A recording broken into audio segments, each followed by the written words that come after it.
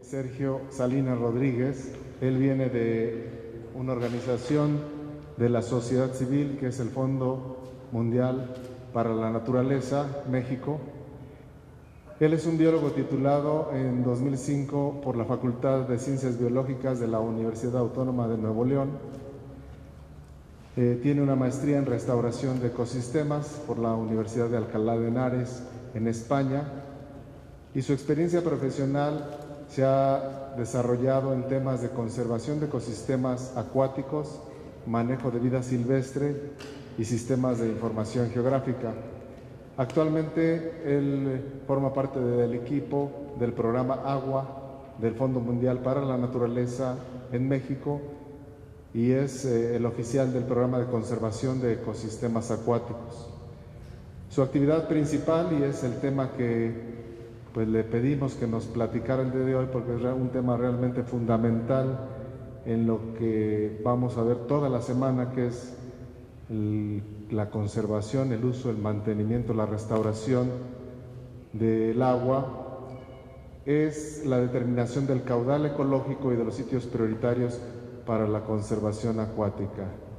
Muchísimas gracias, Sergio, por estar aquí, y pues te cedo el micrófono. Gracias. Yo creo que me puedo quedar aquí abajo para no interrumpir la visión en la pantalla, aprovechando también mi altura. Bueno, antes que nada agradecerle al doctor Carlos la invitación a WWF, en particular al programa Agua, a mi persona, Sergio Salinas. Es para mí un placer y un orgullo formar parte de esta tercera semana de la diversidad biológica, y en particular, bueno, pues el tema de este año en términos del agua y la importancia del agua para la biodiversidad. Hombre, pues un gusto y un placer también compartir con todos ustedes los temas que estamos trabajando. Bueno, aquí es un poco la estructura de la presentación, ya quedará en las memorias de la semana, pero fundamentalmente me gustaría pasar muy rápido, porque ahorita de una forma muy ilustrativa se mostró en el video anterior, pero sí me gustaría pasar de una forma muy rápido. ¿Cuál es el contexto del agua en el mundo? Bueno, el 71%, en torno al 70% del planeta está cubierto por agua. Esto fundamentalmente por agua marina. El 96% está en los mares y en los océanos. En los casquetes polares se encuentra concentrado cerca del 2%, y el 0.04% se encuentra concentrado en lagos, lagunas, en embalses, en la atmósfera, en los ríos e inclusive también en los seres vivos. Solamente el 1.72% se encuentra concentrado en aguas subterráneas, en los acuíferos. Esto es muy importante. Y aquí un breve esquema, una breve ilustración de qué es lo que ocurre al momento en el que llueve. El 22% del agua escurre. Aproximadamente el 72% del agua se evapotranspira, y solamente un 5% del agua se infiltra. Esto es muy importante, en particular el agua que escurre, que es sobre lo que tenemos cierto control de forma directa. De forma indirecta, al controlar el escurrimiento, también se controla la infiltración, y en donde sí no tenemos o tenemos poco que ver es en el 73% que se transpira. La naturaleza provee una serie de servicios ambientales y provee una serie de funciones ecológicas de las cuales los seres humanos y la sociedad en general nos vemos beneficiados. Los 5 principales creo que son bastante bien conocidos por todos nosotros. Por supuesto, el doméstico, el uso de la agricultura, las hidroeléctricas, la industria, pero también los ecosistemas. Para que se pueda mantener en equilibrio esa relación de lluvia, escurrimiento, infiltración y evapotranspiración, pues es necesario que se encuentre en equilibrio también el régimen hidrológico para mantener esos servicios ecosistémicos y esas funciones ecológicas que provee este régimen hidrológico. En general, esta gráfica me gustaría pasar por ella porque es sumamente importante en términos de gestión del agua. Utilizar a los ecosistemas para la gestión del agua realmente es y representa al aliado más importante que se puede encontrar la gestión del agua. Y esto es fundamentalmente porque, como pueden ver en la figura, en una serie de años que representa lo que llueve y lo que escurre por un río, en este caso en particular es el río Acaponeta, pues es muy variable. Hay años en donde llueve muy poco, hay años en donde llueve más o menos y hay años donde llueve muchísimo. En términos de gestión del agua, esta se reparte y se administra en función del escurrimiento medio anual. Y eso esa es la unidad en la que se administra en México y en todo el mundo. El problema aquí es que si se asigna o se concesiona el 100% del escurrimiento medio anual, provee de una serie de riesgos muy altos en la gestión del agua. Y esto porque la mitad o más de la mitad de los años no va a haber suficiente agua para abastecer la demanda de todos los usuarios. Entonces, reservar una cantidad de agua en el sistema nos da una capacidad de amortiguamiento en términos de los usos del agua y de la gestión de estos riesgos ante la gran y extensa variabilidad hidrológica que hay en el país.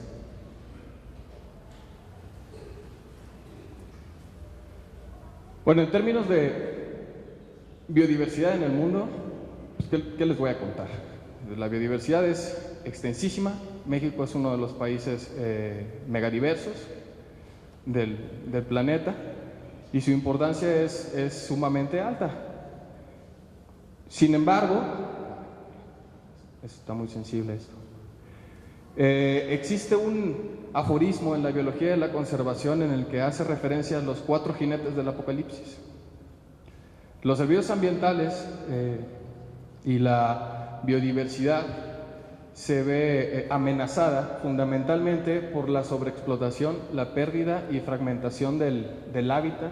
Esto conduce o favorece la introducción de especies nativas y bueno, las interacciones sinérgicas, la extinción de especies desencadena extinciones en masa. En este contexto, y también quisiera pasar muy rápido por estas gráficas, en los 3 grandes componentes del planeta de ecosistemas, los terrestres, los marinos y los dulceacuícolas, en todos se muestra una tendencia de desaparición de especies, de fragmentación y de degradación de los ecosistemas. Tanto el terrestre como el marino presentan una relación similar, en torno a un 25% y a un 22% de disminución de esta biodiversidad. En el caso de los sistemas acuáticos es diferente. Aquí quiero pasar una animación padrísima, en mi opinión, que muestra fundamentalmente cómo ha sido el desarrollo de las grandes presas en todo el mundo. La escala de tiempo empieza en 1860 y termina en 2010, y pueden ver o verán cómo se irá incrementando la cantidad de puntos que representan las grandes presas por todo el planeta y cómo se irá incrementando aquí la gráfica.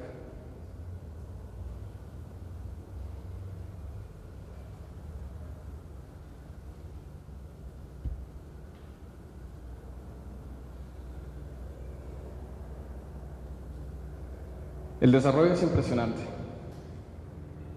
En México tenemos aproximadamente 4.500 grandes presas.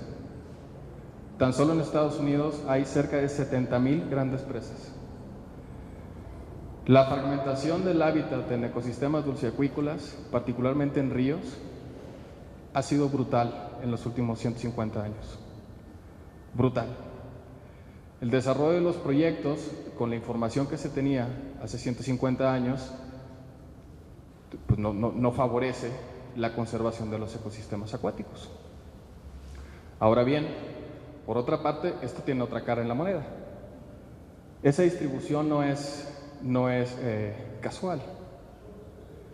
El asunto es que necesitamos abastecer de energía eléctrica a todo el planeta, todas las actividades productivas que tenemos y que desarrollamos como la humanidad completa.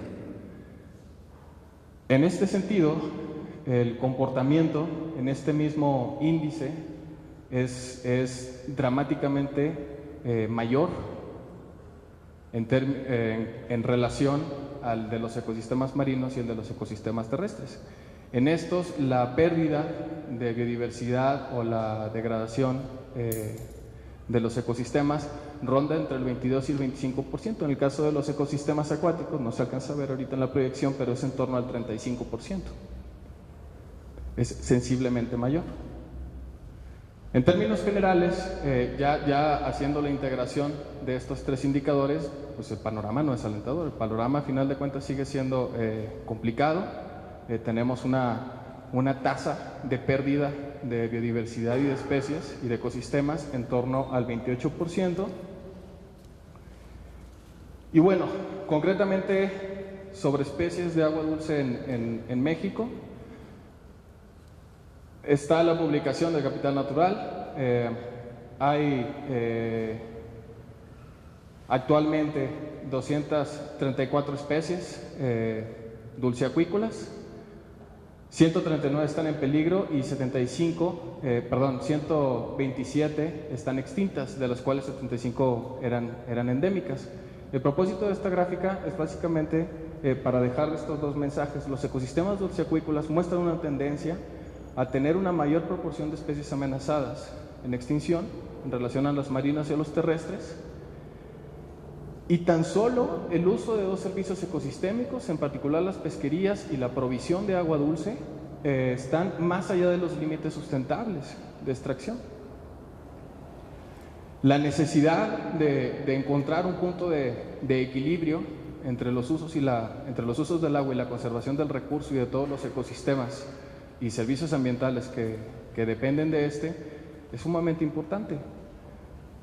Dicho todo esto, y ya entrando en materia, hace aproximadamente 7 u 8 años, el programa Agua de WWF México, en alianza con la Fundación Gonzalo Rivadronte, comenzó a trabajar en un programa, o en un programa que lleva por nombre Desarrollo de Nuevos Modelos de Manejo del Agua en México.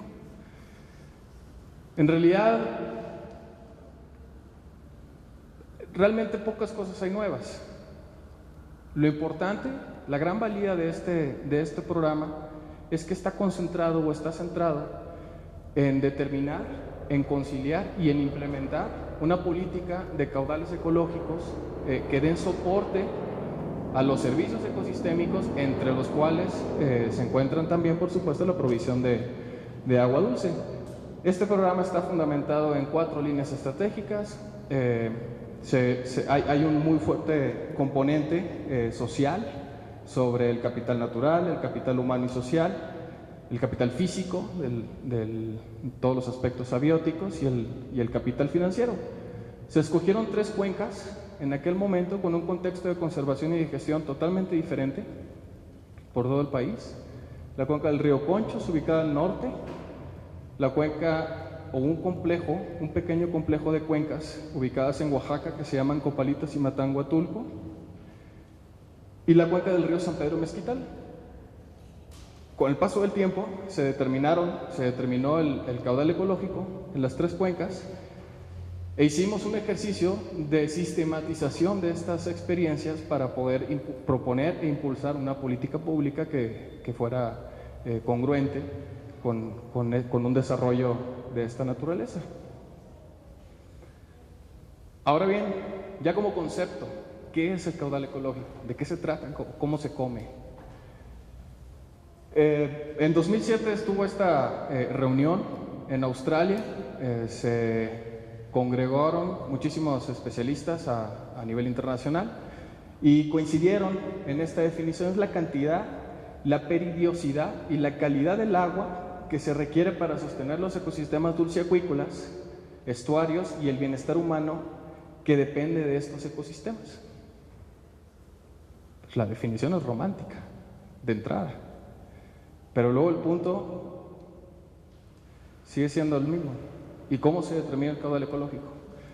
Este es un concepto que viene impulsándose desde la década de los años 70 y que a finales de la década pasada se llegó a este concepto, pero existen un montón de corrientes sobre cómo determinar el caudal ecológico. En México, dada la gran variabilidad hidrológica y los diferentes Méxicos al interior del país que tenemos en términos del México seco, que se extiende 2/3 partes del territorio nacional con relación al México húmedo, es muy importante enfatizar que el asunto no es distribuir agua sin ningún propósito, no es conservar el agua sin ningún propósito. El asunto es que la conservación, a través de una gestión apropiada del recurso, pueden llegar a ser el mejor aliado de la gestión. Esto promueve un límite sustentable de extracción, pero sobre todo ese límite sustentable de extracción que tenga un significado ecológico. Para esto, bueno, en el estudio de los caudales ecológicos es muy importante considerar, es un sistema muy complejo. El ecosistema es un sistema muy complejo. El análisis de los caudales ecológicos no es la excepción. Intervienen múltiples disciplinas con las cuales se hace un análisis muy detallado sobre los requerimientos de agua para cada una de estas disciplinas para poder lograr este punto de equilibrio.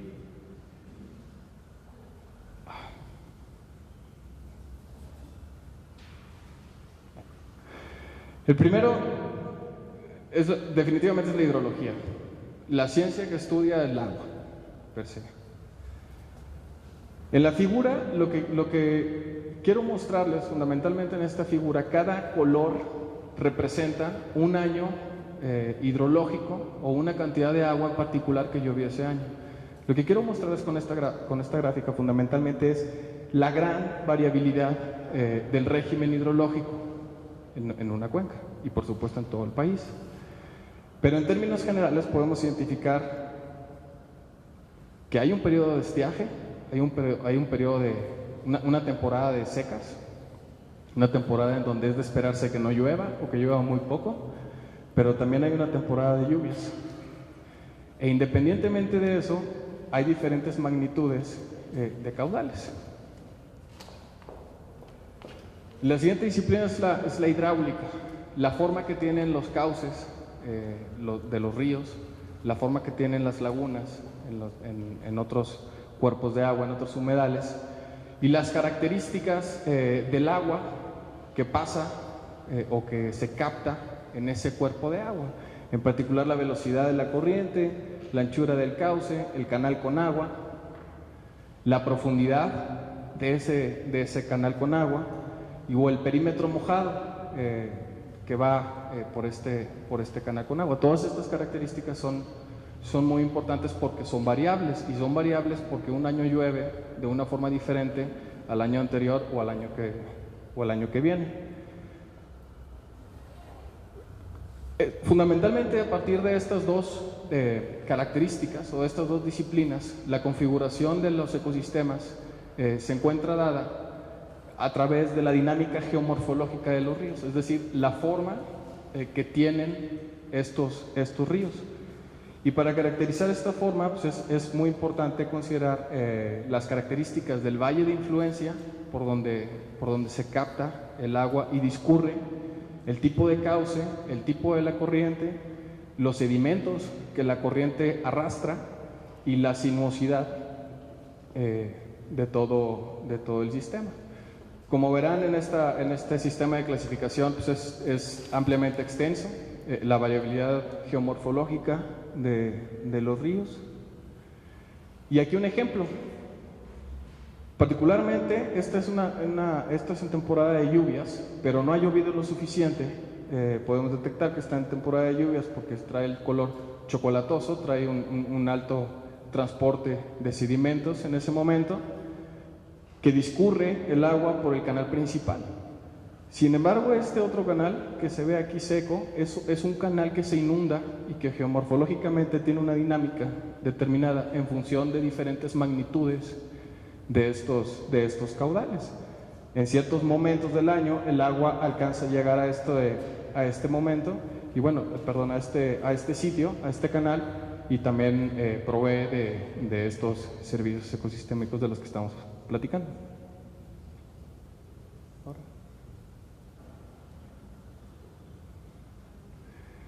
Otro componente, por supuesto, es la calidad del agua. La calidad es muy importante, las variables del sistema, el análisis de los componentes no tóxicos, pero también de los componentes tóxicos y de los nutrientes que son acarreados en los sedimentos que van junto con el transporte del agua.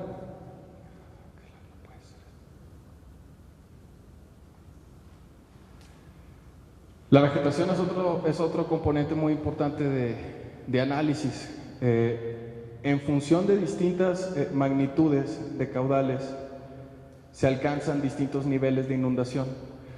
El bosque ripario tiene una composición y una estructura, en particular en función de la dinámica de estos caudales y de los niveles de inundación que alcanzan un año con relación al otro, el transporte de sedimentos, la calidad del agua con la que vengan, y se distribuye en toda una franja transversal al cauce, distintas especies con estrategias de vida diferentes y que pueden soportar distintos niveles de inundación. Hay especies que no toleran la inundación y se mueren.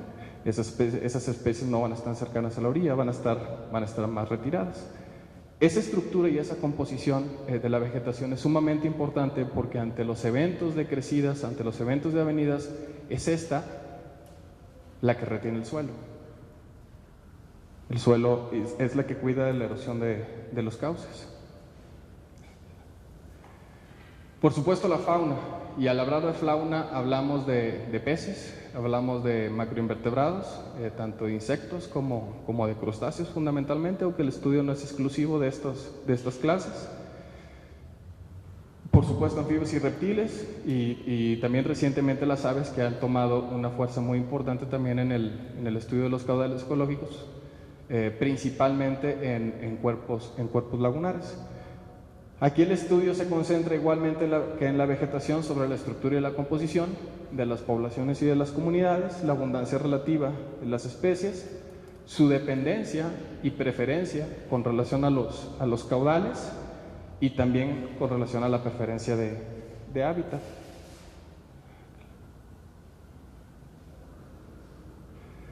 El último aspecto de análisis en este contexto es el relacionado a los aspectos sociales y en particular los usos del agua que tienen las poblaciones que habitan cercanas a un río o al interior de una cuenca completa, la población que se encuentra habitada ahí, y bueno, el análisis particular de los bienes y de los servicios ambientales aportados por el sistema para la sociedad estrictamente.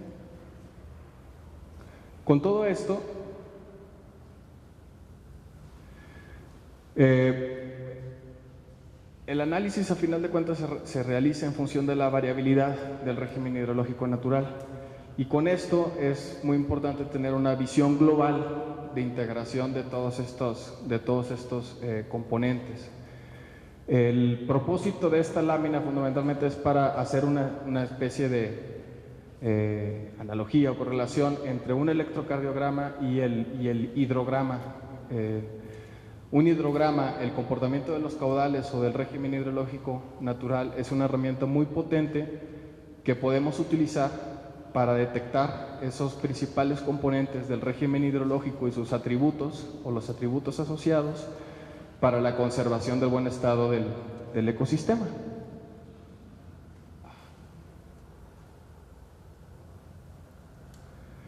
La conservación de un periodo de estiaje, así como también la conservación de un periodo de avenidas, pero además también, por supuesto, de un caudal base, también de un régimen específico.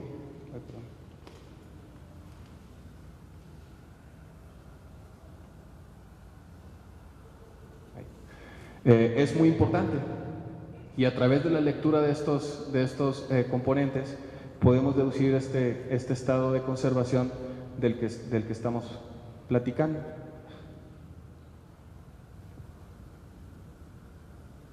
A lo mejor es porque estoy muy lejos.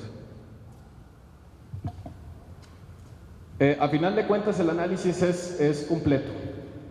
El análisis es a partir de una visión global de integración con el propósito de desarrollar propuestas que sean funcionales desde el punto de vista de la gestión y hacer conservación del recurso hídrico, pero también de los ecosistemas a partir de esta propuesta que sea funcional.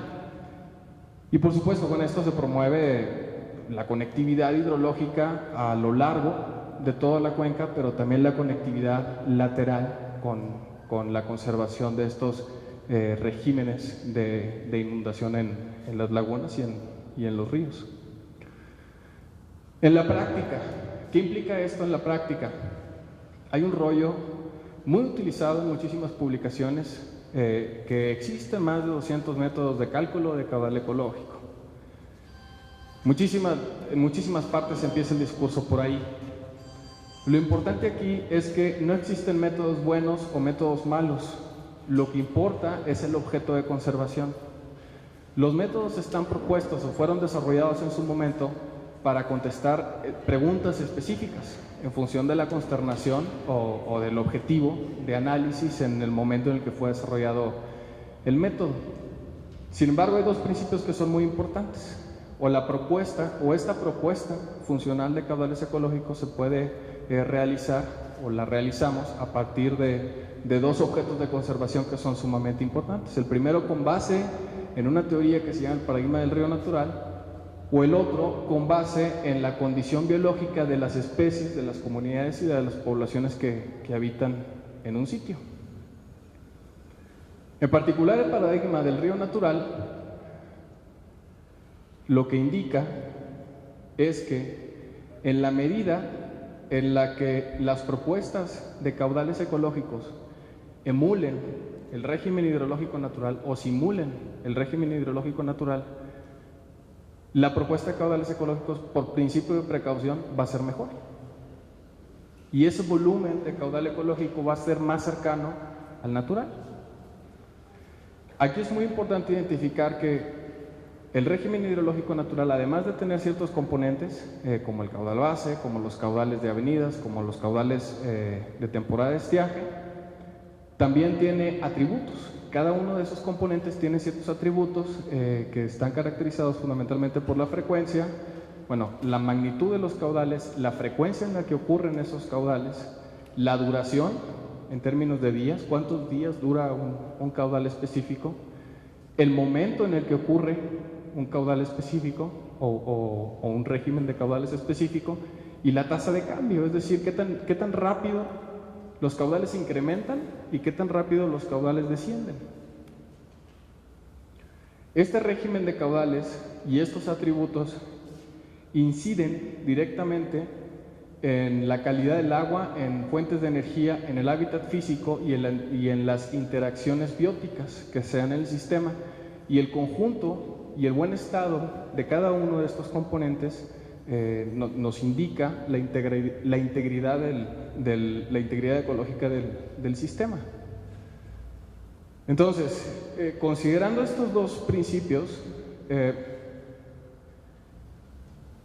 La biodiversidad de los ecosistemas acuáticos se desarrolla en torno a un medio físico variable.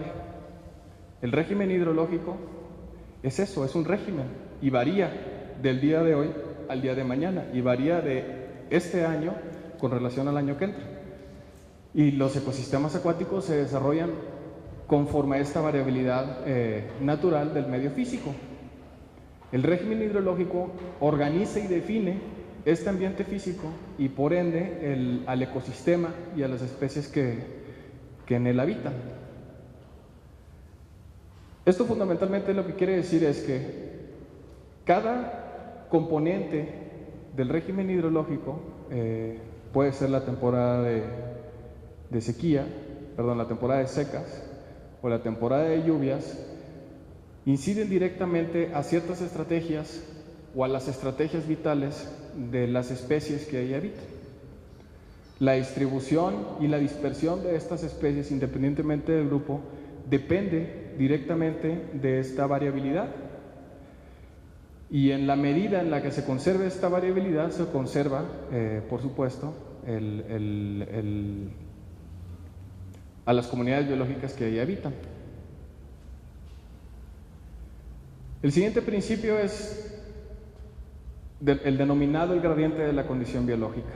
Este fundamentalmente lo que indica es que en la medida en la que se incremente la alteración al régimen hidrológico a partir de un factor de estrés determinado, disminuye la condición biológica de las especies y de los ecosistemas de los ecosistemas y de las especies que habitan en estos ecosistemas.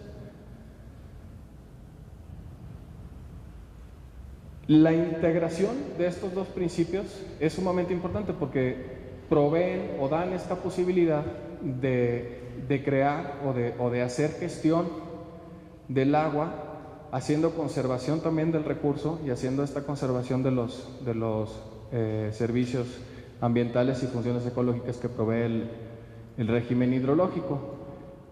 En la práctica, esto se traduce en objetos de conservación y esta es la oportunidad en la que nos hemos encontrado actualmente, en la que estamos ahorita en este momento. Lo importante aquí señalar en esta matriz conceptual es que tomando en consideración estos dos principios, el paradigma del río natural y el gradiente de la condición biológica, podemos poner en el mismo plano la gestión de los recursos hídricos, pero también la gestión de los ecosistemas. Y ponemos en este plano la presión de usos del agua con relación a la importancia ecológica que tenga un río, una cuenca, un humedal, un cuerpo de agua.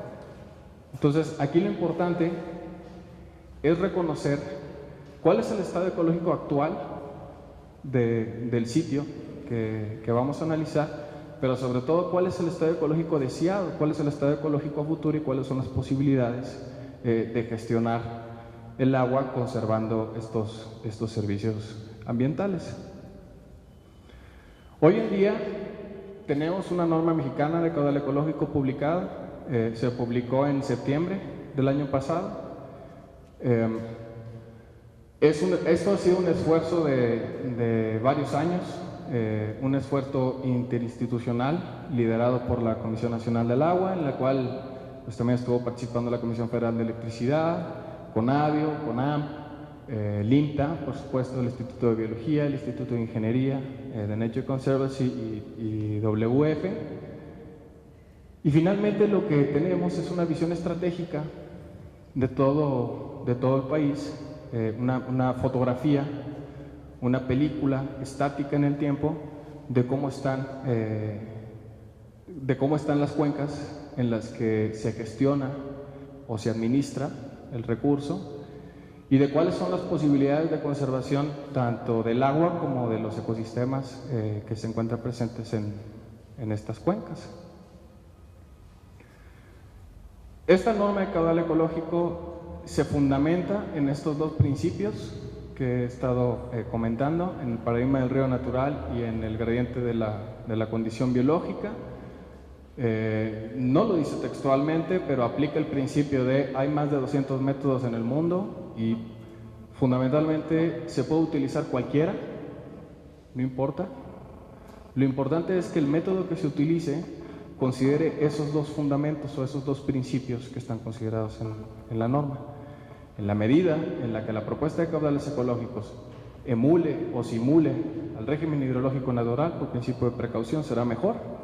Y el reconocimiento de sitios con vocación hacia la conservación, pero al mismo tiempo de sitios con vocación hacia la explotación del recurso hídrico.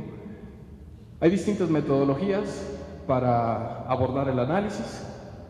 Aquí lo importante es que estas metodologías se incrementan en términos de complejidad y de análisis y por supuesto también en términos de costos para la determinación de este volumen. Y aquí fundamentalmente quiero regresar a esta diapositiva brevemente para comunicar que esto es una carrera contra el tiempo. Actualmente se asigna o se concede, si hay volumen disponible en las cuencas y existe un particular, un usuario que requiera o que solicite una cantidad de agua y existe esa disponibilidad en la cuenca, la Comisión Nacional del Agua, por mandato, tiene que concesionar o asignar ese volumen de agua. Eso nos posiciona en el riesgo del que estábamos hablando, del que estaba hablando hace unos minutos. Esto es una carrera contra el tiempo y es una carrera contra el tiempo en donde hemos identificado que hay aproximadamente 190 cuencas, con precisión son 189 cuencas hidrológicas por todo el país, que actualmente tienen agua, tienen escasa presión hídrica y tienen un interés de conservación muy alto. El propósito de hacer este ejercicio, identificar estas reservas potenciales de agua, ha sido para poder implementar la norma de caudal ecológico con todo detalle, aplicar la norma de forma ordenada, de forma sistemática y por supuesto de forma progresiva, aplicar todos los métodos que estipula a partir de los principios que hemos platicado. Actualmente estamos trabajando en 5 zonas piloto, en el río San Pedro Mezquital, que ya está muy avanzado, al igual que el complejo de Copalitas y Matanguatulco, pero también estamos trabajando en la cuenca del río Papaloapan, en la cuenca de los ríos Santa María Verde y Tampaón, en la región de Sierra Gorda, y en los ríos San Nicolás, Purificación y Cuitzmala, en Jalisco. La importancia en términos de conservación que tiene esta propuesta es muy grande, es muy alta. La meta del 2018 es que toda área natural protegida y sitio Ramsar cuente con una reserva de agua en términos de volumen. Actualmente el sistema de conservación en México no contempla asegurar que el agua discurra por nuestras áreas naturales protegidas o por nuestros sitios Ramsar. Adicionalmente a este número que intersecta en estas 189 cuencas, hay 78,000 kilómetros cuadrados en vacíos en conservación epicontinental. Esto representa o dota de un sistema nacional de reservas de agua en el cual estamos trabajando con diferentes grupos la evaluación de caudal ecológico, fundamentalmente a partir de las principales universidades del país o con el apoyo de las principales universidades del país, y el propósito es crear y fortalecer estas capacidades para migrar la norma actual de caudal ecológico en una norma oficial mexicana de caudal ecológico.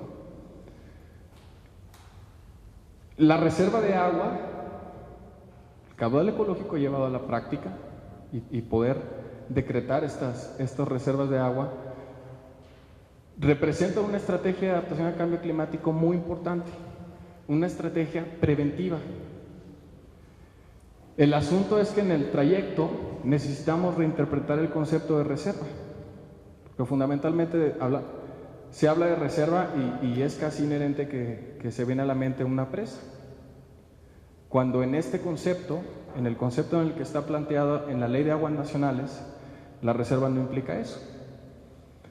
Aquí lo importante es reinterpretar este concepto de un instrumento limitante a un instrumento garante de los servicios ambientales y de los bienes que son provistos por el régimen hidrológico para mantener la funcionalidad y la conectividad de los ecosistemas. Ya para terminar traigo un video, dura aproximadamente 4 minutos, si lo podemos proyectar.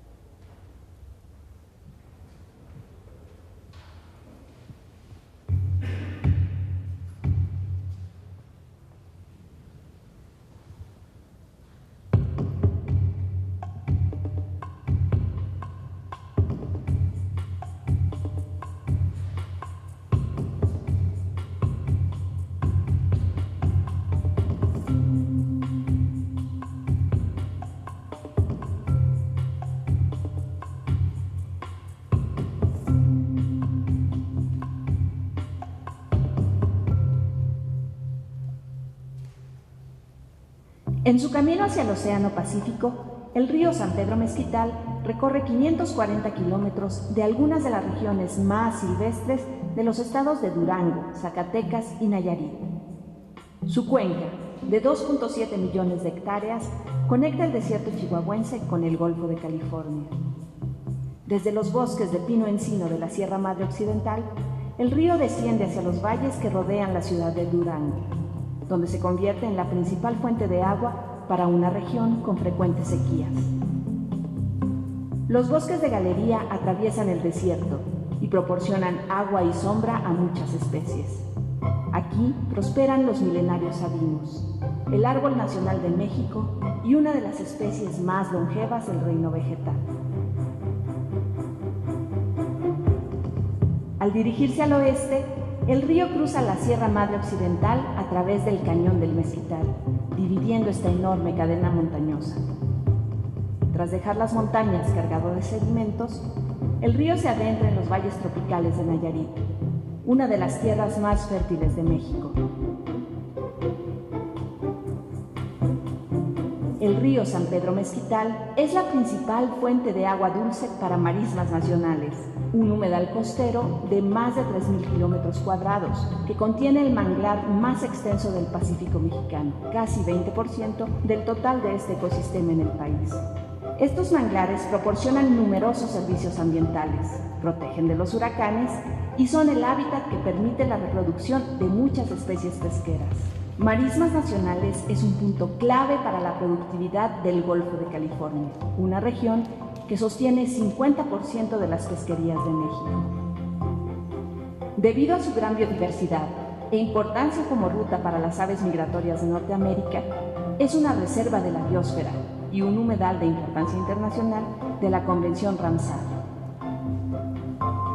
La supervivencia de marismas nacionales depende directamente de los ríos que vierten sus aguas en el humedal, especialmente del San Pedro Mezquital.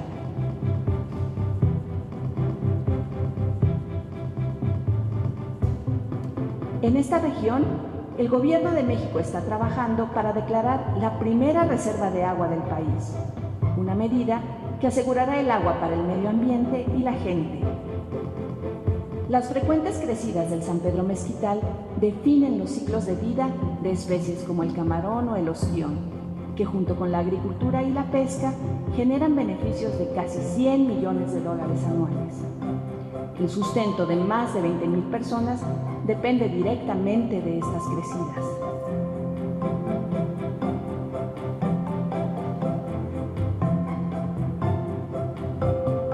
Por miles de años, los ríos han sido fuentes de vida y riqueza para el ser humano. El San Pedro Mezquital permitió el desarrollo de asentamientos humanos, agricultura y ganadería, y dio lugar a una sociedad diversa. Aunque a menudo el río se contempla solo como una fuente de agua o un vertedero, para sus pobladores es mucho más que eso. Es su hogar y su futuro depende de él. Es un sistema vivo que conecta las montañas con el mar. Es el último río libre de la Sierra Madre Occidental.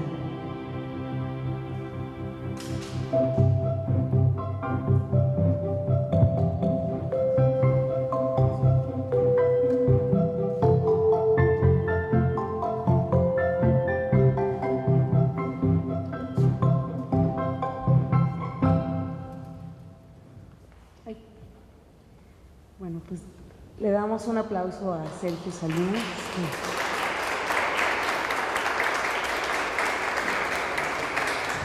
Y si les gusta el cine, vamos a tener una función de los cortometrajes del 6º Festival de Cine en el Campo.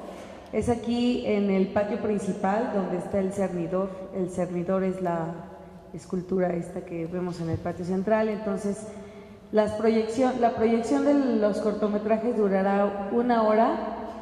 Los invito a que los vean y pues es todo. Bueno.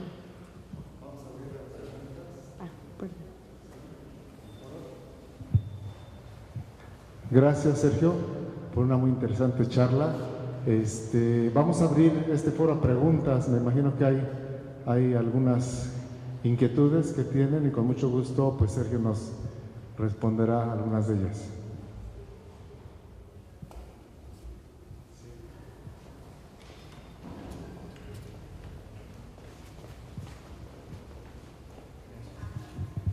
Bueno, sí, en la publicidad, en los medios de comunicación, se ha estado comentando que se encontró un manto acuífero en extinción de agua. ¿Qué hay de eso? No sé si sepa realmente si pueda servir como una reserva de agua acuífera, ¿no?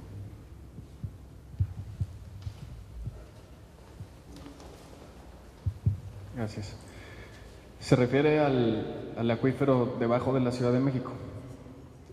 No estoy tan enterado del asunto, pero bueno, si se presentó ante los medios de comunicación, inclusive me parece que el comunicado fue directamente a través de la Comisión Nacional del Agua. No veo por qué no sea cierta la noticia. Ahora, las grandes reservas de agua en México y en el mundo son los acuíferos. La infiltración a través del escurrimiento de agua hacia los acuíferos tiene por medio tiempos geológicos en muchísimos de los casos.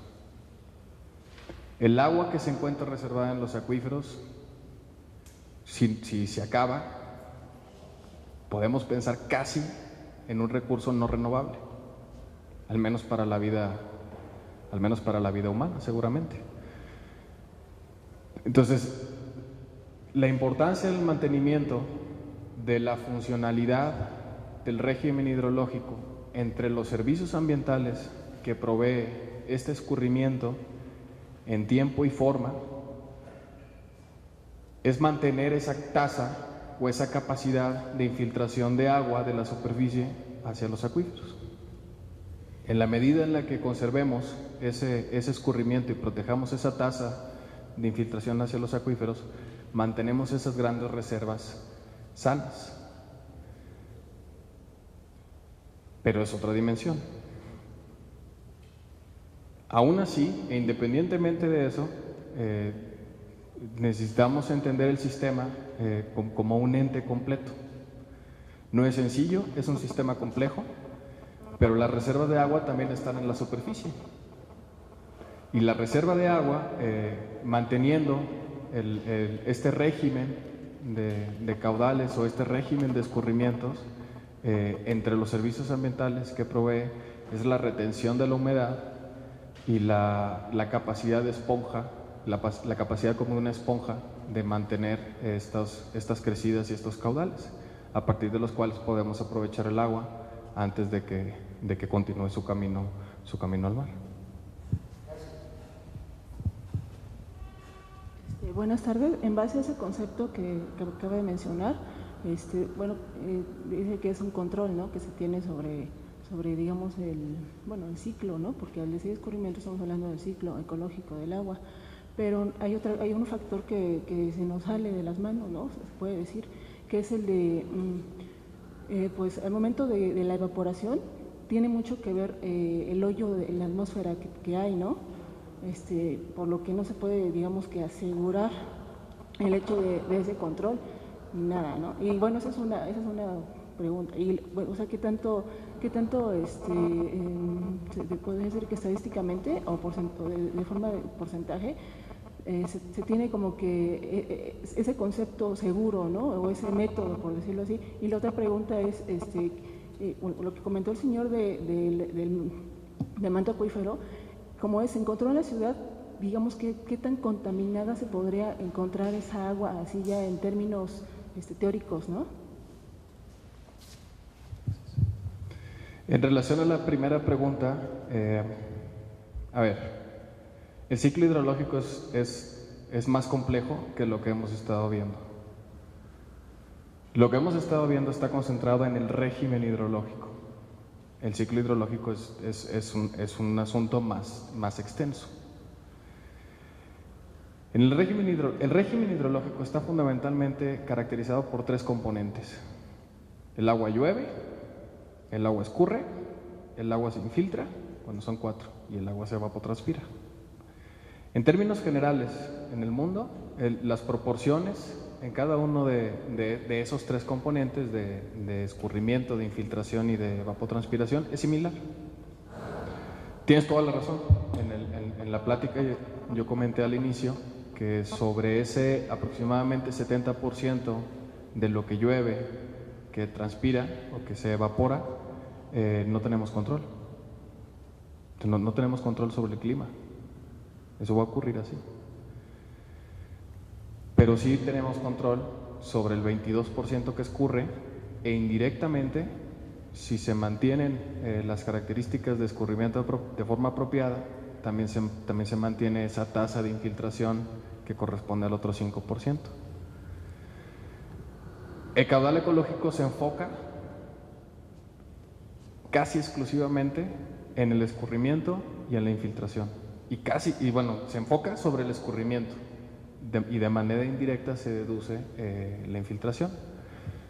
Ahora, en particular, las metodologías holísticas, con esta visión más amplia de la problemática y del sistema, sí hay una disciplina que particularmente analiza la tasa de infiltración y la dirección de flujo en las aguas subterráneas. Pero al final, bueno, el mensaje es que se incluye. O sea, la infiltración también se incluye en ese cálculo. Sobre la segunda pregunta, bueno, no sé, yo no tengo conocimiento si se ha publicado la calidad del agua del acuífero.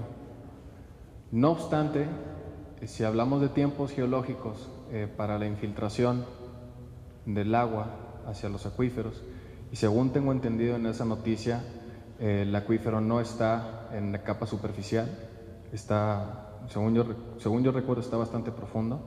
Hablamos de una tasa de infiltración, seguramente la tasa de infiltración tendrá que ser muy elevada.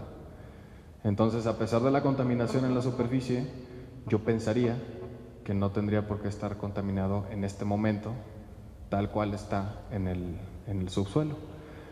Ahora bien, tampoco sé las propiedades del agua que ya está almacenada en el subsuelo, porque esta es una zona volcánica y en tiempos geológicos, en el pasado, es posible que pudiera estar contaminada.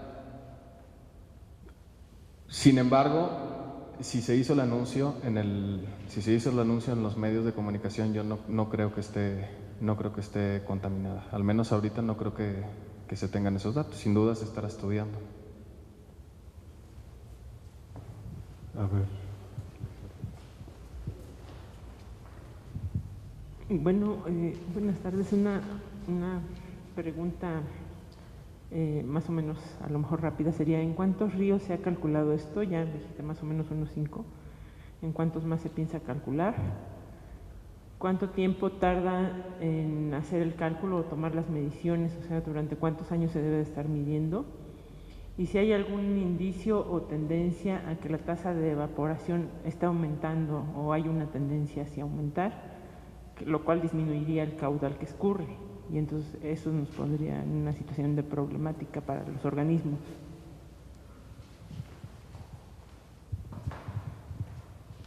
A ver, vamos por partes. Creo que la última parte es la más rápida de contestar. El incremento en la tasa de evapotranspiración sin duda habrá por el calentamiento global, pero no es significativa con relación al agua que escurre. Mi preocupación y la preocupación en los caudales ecológicos no pasa por el incremento en temperatura. La preocupación principal no pasa por el incremento en la temperatura, pasa por la degradación de las cuencas que incide en la velocidad de escurrimiento a partir de que llueve.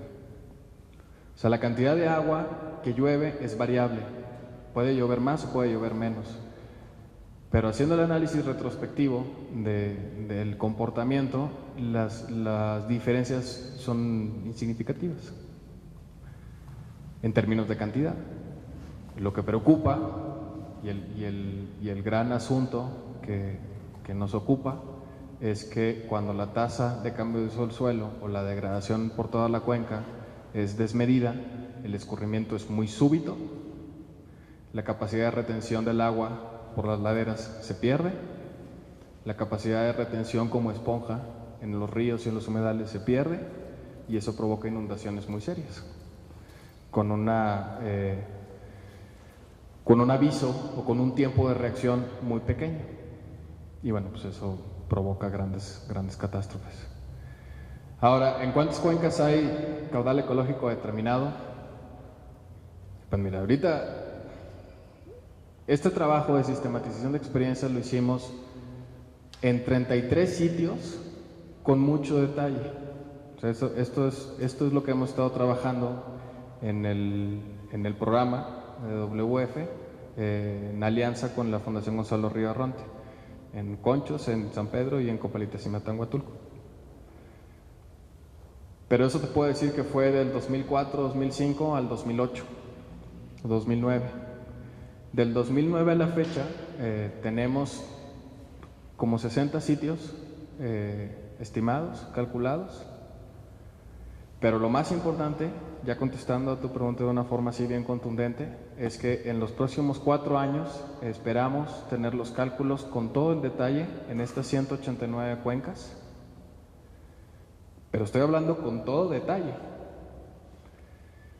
Y hago énfasis en esto porque necesitamos crear las capacidades y fortalecer las capacidades en la aplicación de la norma de manera extensiva por todo el país, porque el gran reto, esas son las fáciles, esas 190, esas 189 es el camino más sencillo y más fácil, donde existe mucho interés de conservación, donde no hay presión por el uso y donde hay disponibilidad del agua. Aprendamos conservando, pero el gran reto viene después. El país se administra en torno a 700 cuencas hidrológicas, de las cuales están estas 189. El reto realmente importante es cómo le vamos a entrar a las otras, en donde sí hay presión de uso, en donde hay escasez de agua y en donde el interés de conservación no es tan alto.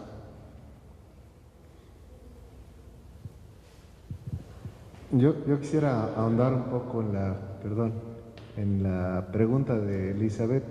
Al principio mencionaste que el régimen hidrológico, bueno, que durante la historia de un río, pues tiene altas y bajas, hay años secos, años húmedos, hay una variabilidad increíble. Entonces yo me imagino que para poder determinar el caudal ecológico, uno tiene que tener pues 100 años de información o más, 200 años. ¿Cuántos años tenemos en México de monitoreo de este tipo de información? Porque de ahí me imagino, no sé si esa sea la herramienta para poder determinar el caudal. ¿Y de cuántos ríos tenemos esa historia?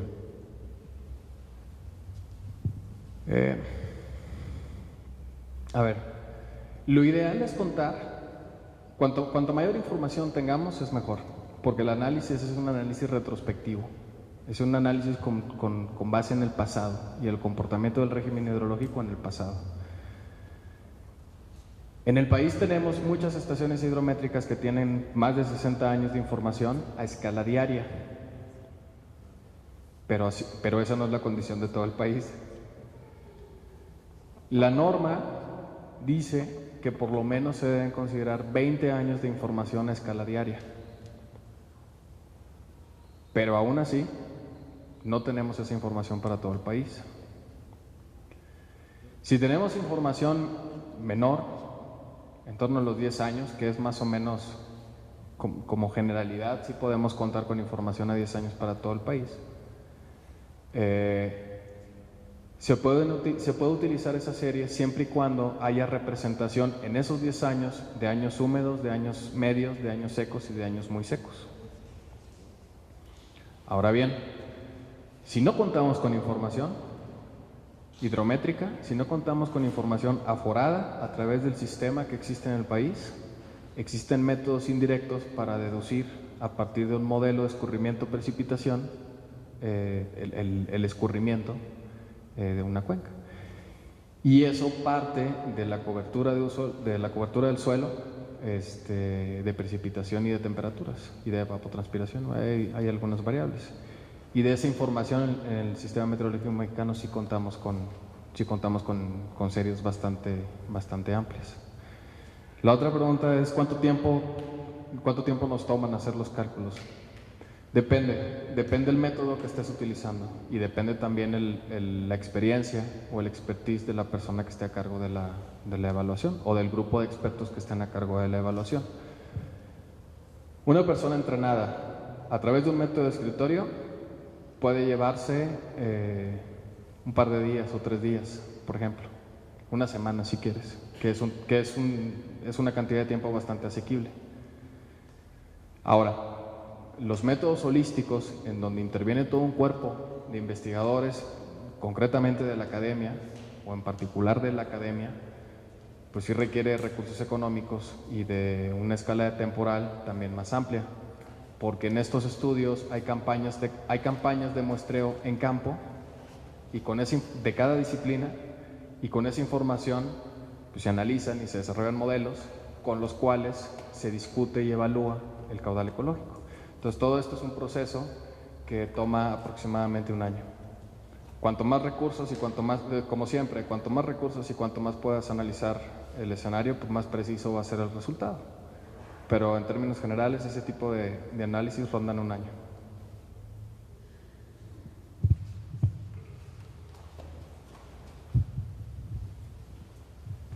Gracias, buenas tardes. Probablemente en mi comentario no sea tanto en la pregunta a que estabas comentando, más bien es como un tema a lo mejor de información que necesito para poderla hacer llegar a muchas más personas. Mira, estoy en el patronato de una fundación que otorga becas a estudiantes de diferentes niveles académicos y obviamente niveles de ingresos, pero también diferentes formas de evaluar su desempeño académico. Entonces la idea es aquí, el primero y más sencillo es llevar lo que ustedes están haciendo a futuro, pues obviamente podría ser un esfuerzo estéril. La idea es entonces conjuntar lo que ustedes hacen, llevarles esa información a las gentes que pudieran estar becados o que pudieran estar solicitando una beca y pudiera ser a largo plazo o a mediano plazo un compromiso. Quieres una beca, pero tienes que empezar a generar una educación diferente. A nosotros como fundación de becas no nos sirve de nada darle una beca a alguien que saca 10, pero si es un señor cochino.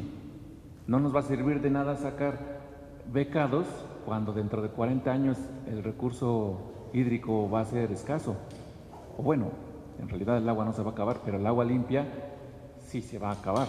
Entonces necesitamos transformar lo tuyo a la práctica real con lo que estemos haciendo. Ahora también yo ofrezco, hablando por la fundación, que podríamos estar participando con ustedes en un equipo. Manejamos también ciertas publicaciones en donde el trabajo de ustedes también lo estemos constantemente publicando a través de entrevistas, a través de trabajos que ustedes editen, porque también hacemos un sondeo general de la gente que tiene internet. La información en internet es muy amplia, pero muy poca gente sabe buscar la información en internet, y muchos de los becados que tenemos en primaria, secundaria o hasta prepa van a internet pero a ver Facebook, no realmente informarse de lo que realmente sea una solución a una problemática que, hablando del agua, cada vez va a ser más grave. Y si me lo permiten, nada más eso, tener la información de ustedes, que en el futuro estemos en contacto, para que a las gentes que estemos becando sea también como un requisito un poquito de educación a través de los seminarios, cursos que ustedes mismos estén impartiendo, porque de cierta forma los estaríamos manipulando a las buenas, ¿no? ¿Quieres una beca y quieres continuar? Vamos a evaluar qué estás haciendo también por los procesos o el cuidado del agua. Yo ya me voy a ir y tengo cierta edad, pero los que son chiquitos van a sufrir bastante por eso.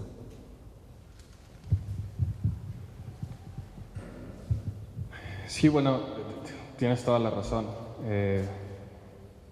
Y en parte el motivo de estar, no solo el motivo por el cual yo estoy aquí, sino el motivo por el cual se impulsa esta semana, pues es precisamente para fomentar y divulgar el conocimiento que se tenga en la materia. Ahora, ya en particular sobre lo que estamos trabajando, sobre lo que he expuesto, definitivamente uno de los objetivos del programa es crear y fortalecer las capacidades estrictamente en materia de ecohidrología como soporte para la gestión del agua y de los ecosistemas del país. Es un proceso largo, y es un proceso largo fundamentalmente también por las capacidades y la infraestructura que tenemos, por los fondos con los que contamos.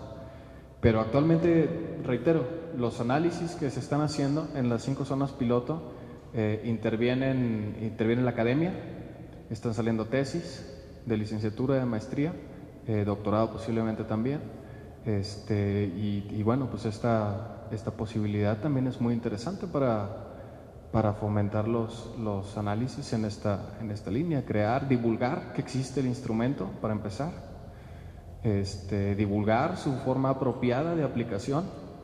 También nos la pasamos dando talleres de capacitación, dando talleres para enseñar qué es el caudal ecológico y cómo se determina, pero ya con manos a la obra, con un ejercicio en escritorio, y bueno, la estrategia va creciendo y está considerado como pilar la creación y el fortalecimiento de estas capacidades que comentan. Y esta va a ser la última pregunta, pero estoy escuchando que ya va a empezar allá también la otra parte, ¿sí? ¿En qué forma puede influir el sobrecalentamiento global en la estabilidad geofísica de la síntesis natural del agua?